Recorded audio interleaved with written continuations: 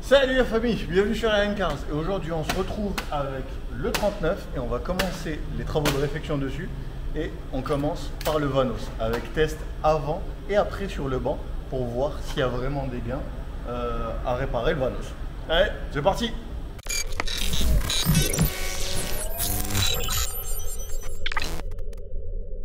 Alors, moi en premier, j'ai souvent conseillé à mes amis et à moi-même de changer le Vanos sur les M52 TU et sur les M54, donc les doubles Vanos, parce qu'il y a effectivement eu un rappel de BMW sur ces modules Vanos là, comme quoi les joints devenaient poreux et qu'ils n'étaient plus suffisamment étanches, et du coup le calage variable ne fonctionnait plus. Mais j'ai toujours voulu savoir l'étendue des conséquences que ça avait sur le fonctionnement du moteur. Apparemment, ça influe beaucoup plus sur le couple à bas régime, c'est-à-dire que le moteur est super creux, mais à haut régime, il n'y a pas trop de modifications. Et du coup, c'est ce qu'on va voir aujourd'hui, et on va enfin s'assurer que cette modification, cette réfection est vraiment nécessaire si on veut avoir un moteur qui est plein à tous les régimes, comme le sont normalement les 6 cylindres de chez BMW. Là, c'est un 2 litres, donc c'est le plus petit des M52 TU, mais c'est une modification qui peut s'appliquer sur tous les M52 et les M54. Donc les 2 litres, les 2 litres 2, les 2 litres 4, les 2 litres 5, les 2 litres 8 et les 3 litres. Et c'est ce qu'on va essayer de voir tout de suite. Donc on fait le run de départ, c'est un run témoin qui va nous permettre d'attester la puissance que le moteur sort comme ça, avec le Vanos secoué. Et après ça, on fait notre réfection du Vanos, on remonte le Vanos qu'on a refait et on fait un autre test sur le banc pour voir si tout est bon. Et on regarde les résultats. C'est parti.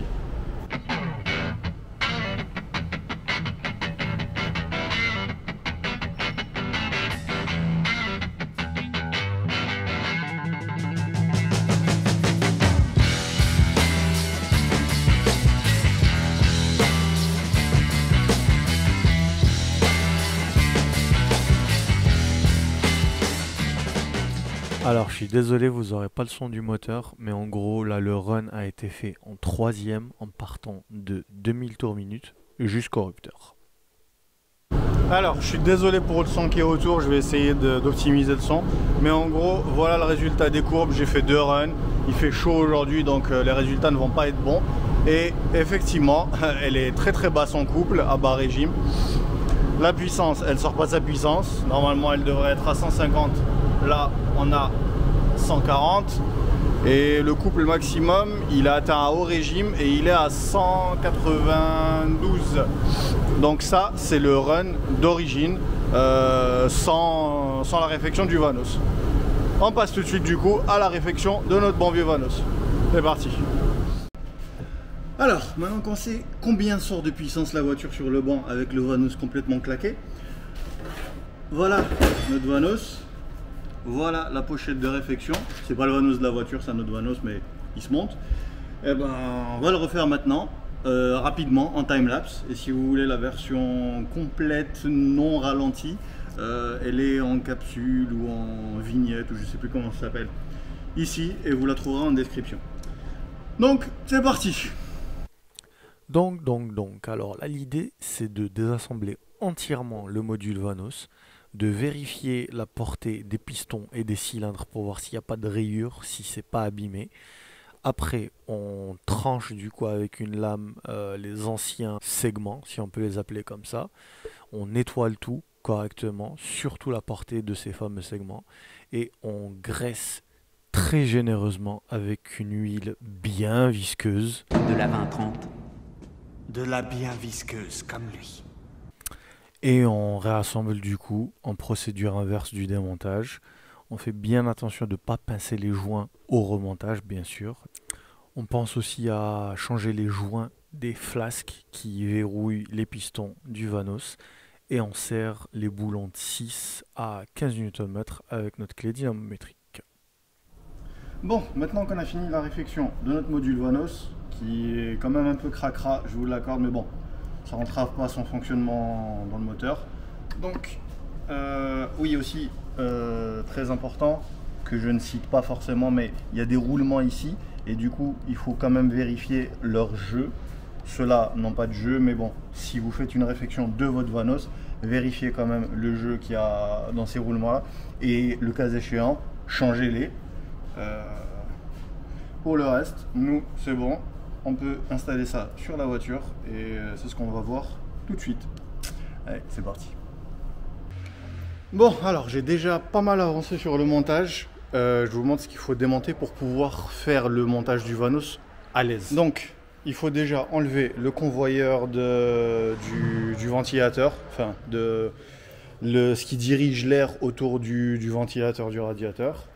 Donc, le viscocoupleur aussi, le cache-culbuteur forcément, les bobines qui sont ici.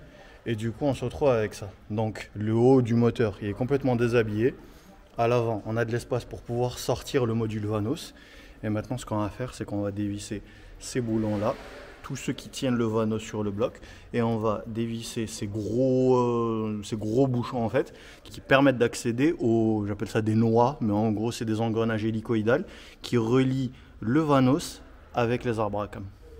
Et pour répondre à une question que beaucoup me posent, non, il n'y a pas besoin de changer de refaire le calage d'arbre à cam quand on change de Vanos de cette manière. Alors, rappelez-vous bien que quand on dévisse ces bouchons-là, il y a une pelle d'huile qui va tomber parce que normalement ils sont remplis, comme vous pouvez le voir. Voilà, en plus il est hyper liquide.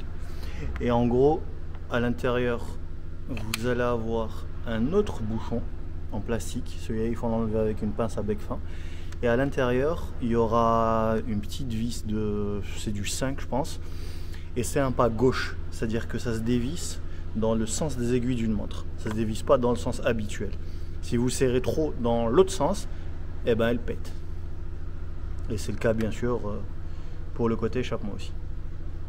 Alors voilà les pièces dont je vous parlais. C'est ces pièces-là en fait qui font la liaison entre l'arbre à cam qui est là et la poulie qui est là. Et en fait, il y a en fait des rainures, il y a une taille hélicoïdale qui fait que quand cette pièce-là rentre, elle bouge la poulie par rapport à l'arbre à cam et quand elle sort, elle remet la poulie au même endroit que l'arbre à cam. C'est ce qui permet justement de faire ce déphasage.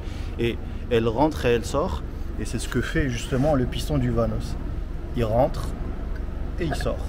Et c'est comme ça que le calage variable se fait sur les M50, M52 et M54.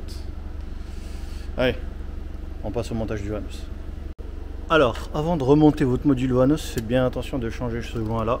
C'est le joint qui vient entre le module Vanos et le bloc. C'est un joint en métal qui a une indentation et forcément on ne peut pas le réutiliser parce que l'indentation, elle s'écrase. Et juste pour vous montrer la différence entre un Vanos qui est refait et un Vanos qui est mort, regardez, ce piston là, je le relève, hop, il redescend tout seul.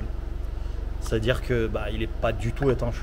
Regardez, je le remonte, tac, et hop, et il finit par redescendre tout seul.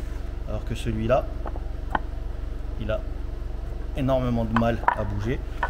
Bon, il est neuf, c'est normal, il faut que les joints se fassent, mais ça veut dire qu'il va être étanche. Et quand il y aura de la pression d'huile ou des contraintes mécaniques qui vont s'exercer sur lui pour le repousser, il sera suffisamment étanche pour que la pression d'huile le maintienne en position. Et du coup que le calage variable fonctionne. Et on passe au montage tout de suite. C'est parti. Alors donc une fois qu'on s'est assuré qu'on a remis tous les joints qu'il faut, on positionne le module Vanos. On met d'abord les vis à pas gauche qui tiennent les pistons du Vanos aux noix de déphasage.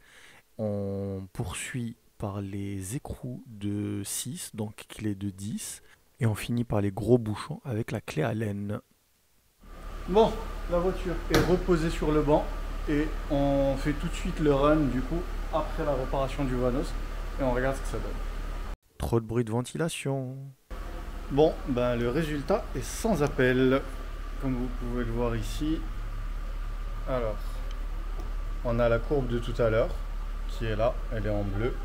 Et on a la courbe en marron, ici. Et comme prévu, il sort pas plus de puissance, le moteur. Il sort exactement la même puissance, c'est-à-dire 140 chevaux.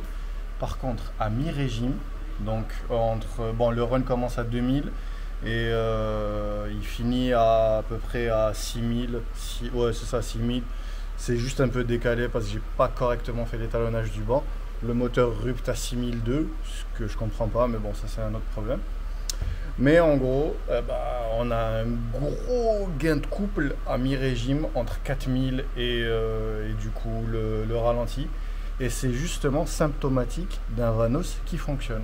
Voilà, au lieu d'avoir une courbe de puissance totalement linéaire et une courbe de couple qui peine à monter, on a beaucoup de couples à bas et mi-régime et hop, et ça redescend à haut régime.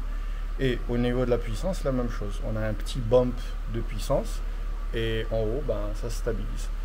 Donc voilà, preuve en image, refaire le Vanos permet de gagner, allez, à 3000 tours, on était à 187, maintenant on est à 207. Sur un 2 litres, on a gagné 20 Nm. Ça n'a pas l'air énorme comme ça. Ça a pas, voilà, c'est pas vraiment énorme, mais sur un 2 litres, ça peut faire vraiment la différence. Et forcément, c'est, on peut créer un facteur de multiplication, et on multiplie ça pour les moteurs plus gros, c'est-à-dire pour un 2 litres 8 ou par un 3 litres. Sur un 3 litres, on peut gagner jusqu'à 50 Nm à bas régime. Encore une fois, à l'époque, c'était énorme. De nos jours, avec les moteurs suralimentés, ça ne nous paraît pas énorme. Mais croyez-moi, en conduite et en reprise, ça fait une énorme différence. Donc, voilà. Refaire le Vanos, ça marche vraiment. Ça fait vraiment gagner du couple. Sur ce, la famille, j'espère que cette vidéo vous aura plu. Comme vous pouvez le voir, on a encore prouvé que cette modification-là, que le Vanos, ça faisait gagner de la puissance. Et la prochaine modification qu'on fera sur cette voiture, elle est beaucoup plus intéressante. Je vous montre ça tout de suite. Comme vous pouvez le voir, c'est le moteur que j'ai sorti de l'E39 avec son joli trou béant.